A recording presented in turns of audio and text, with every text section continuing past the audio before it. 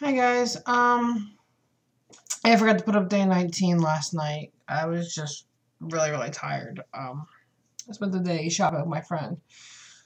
Um, so yeah, here we are. Day 19, and this isn't really gonna be a smoking video or, my quit smoking video. This is gonna be a little bit different. Yesterday I spent the afternoon with my best friend. We went baby clothes shopping for our pregnant friend. She's having a little boy. So I had, me, I had to go buy everything that had skulls and punkiness written all over it. So to get two outfits with skulls on it. That's all I could find. It was fun. We went shopping. We had lunch at IHOP, and it's like, oh my god, we got into an IHOP without waiting for like an hour and a half because there's like nobody there. Then again, it was like 2 o'clock in the afternoon. And I got to meet my best friend's boyfriend. He's a nice, very nice guy. I'm happy for her. Did give him the big sister warning, you fuck her over and I will kill you. Well, I won't kill you, but I'll hurt you a lot. But he's a nice guy. He seems sweet and he seems to really like her, so I'm happy for them. I don't have anybody like that right now. Last time I dated was in 2008. Yeah, it's been a while. But I really don't like to talk about that. I mean, well, I talk about it a lot, actually, because I was in love with my last boyfriend, and I mean, I was head over heels in love. I mean, it got to the point where I would think about him, and I got butterflies in my stomach. He turned me into, like, the girly girl. I was never girly to begin with. I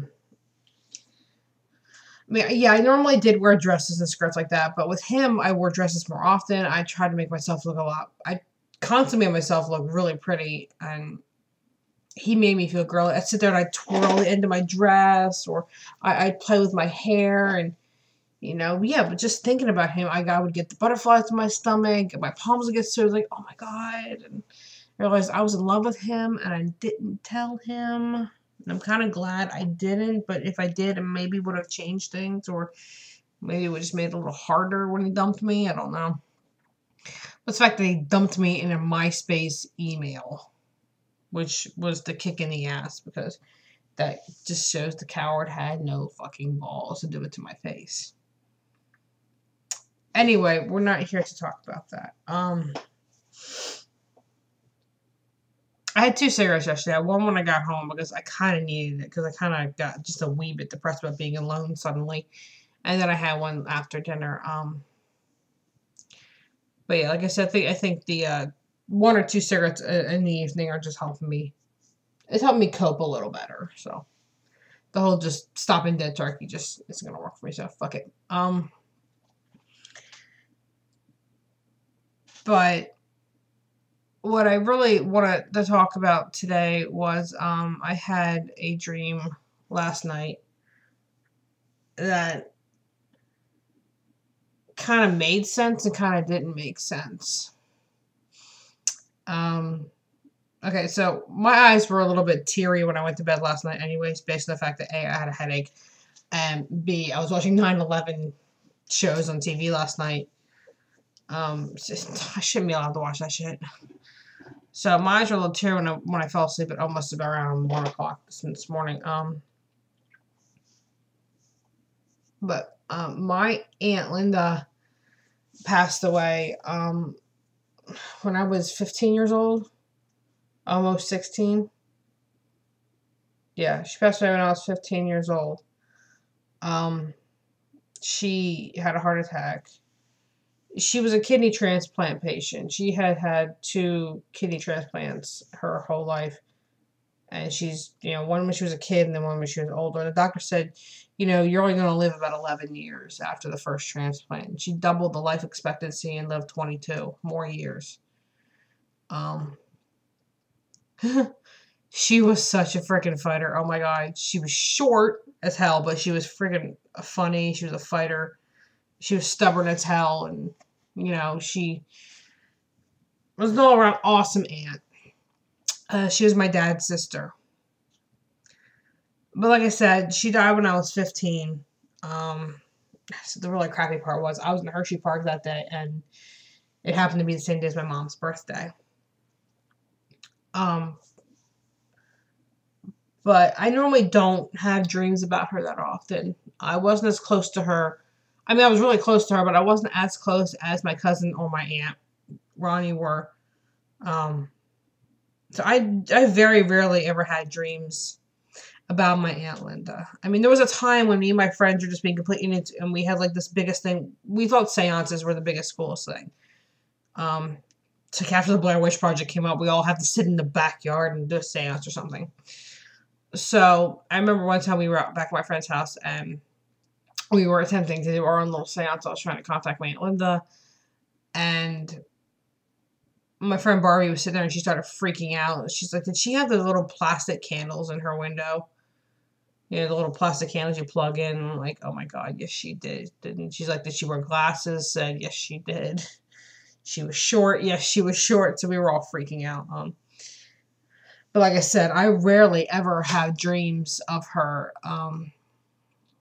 If I do, it's usually just a glance here or there. But last night it was like she was physically right there.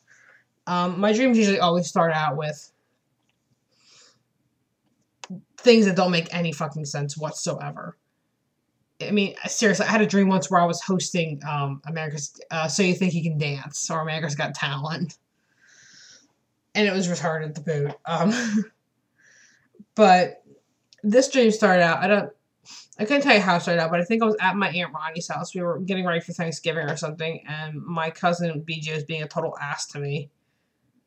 Even though he's normally not an ass, but he was being a complete ass to me. It seems like everybody in my dream was being a complete ass to me.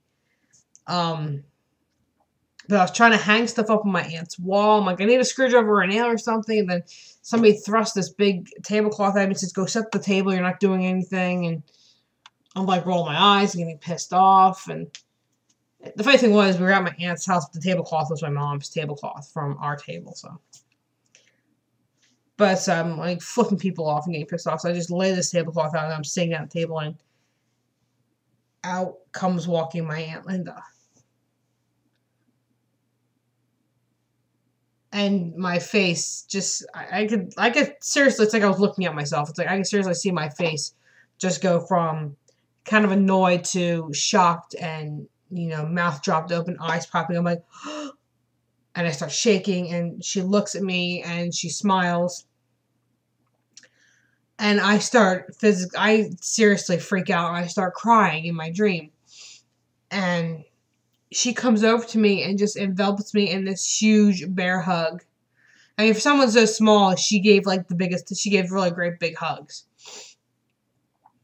And as she's hugging me, I'm sobbing uncontrollably into her shoulder. And I'm gonna cry, sorry. And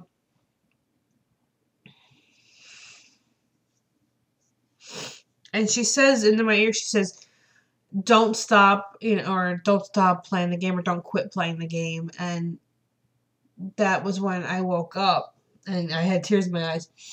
But my first thought was, what game?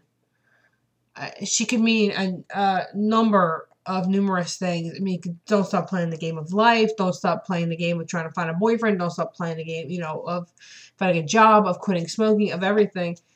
So I think that was her telling me not to quit. Because I have a tendency of quitting things that when I start.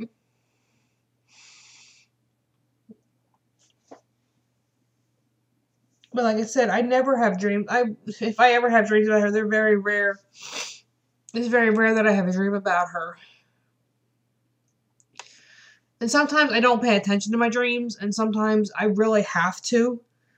Because I've had dreams that have physically woken me up screaming and crying. But those dreams are mainly about children that are in pain or hurting. And those dreams really kick me in the ass, because I don't want to have them.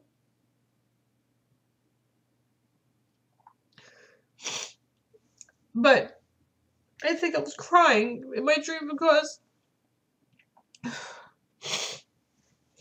I hadn't, like I said, I don't dream about my Aunt Linda, and it's like seeing her suddenly in my dream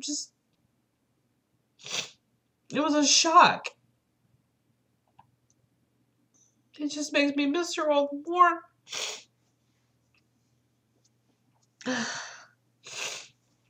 I'm sorry, I didn't mean to start bursting out in tears. I didn't think I was gonna cry this morning. And yeah. So there's that.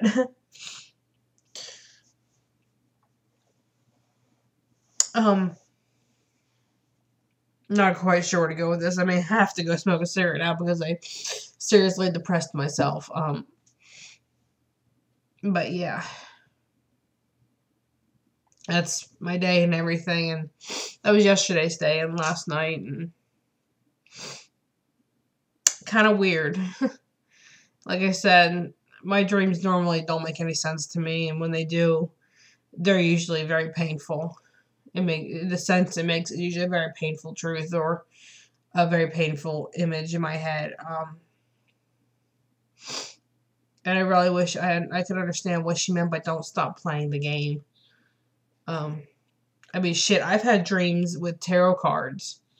And I found the same tarot cards in my tarot card deck. Actually, I found one of them. I found the one tarot card in my deck. And I've had dreams, like I said, of children in pain or dying, and those dreams are what hurt the most. I don't know what they are or why I have them. My aunt thinks I'm having those dreams because she believes I was put here as a protector of children. I completely can see myself doing that. So, those are why I have those dreams. But they haven't happened for a while lately. But it's dreaming of my Aunt Linda. And here's the weird thing, though, when I saw her in my dream. Her face looked like a cracked porcelain doll. Like, actually, just right above her nose. Like, she had a half mask on that covered her eyes down around her cheek and her forehead. It looked like the cracked face of a porcelain doll. And she had a few porcelain dolls. So, I'm not really sure why her face looked like one. But I think I've wasted enough of you guys' time today because this video is like 13 minutes long. I didn't expect it to get that long. Then again, I didn't expect to start crying when I was trying to tell this story. So yeah, I think that's about it for today. This was for day 19, which was yesterday. I'm going to try to compose myself, and I don't want to smoke a cigarette right now, but I'm kind of wanting to because, I depressed the crap out of myself suddenly. But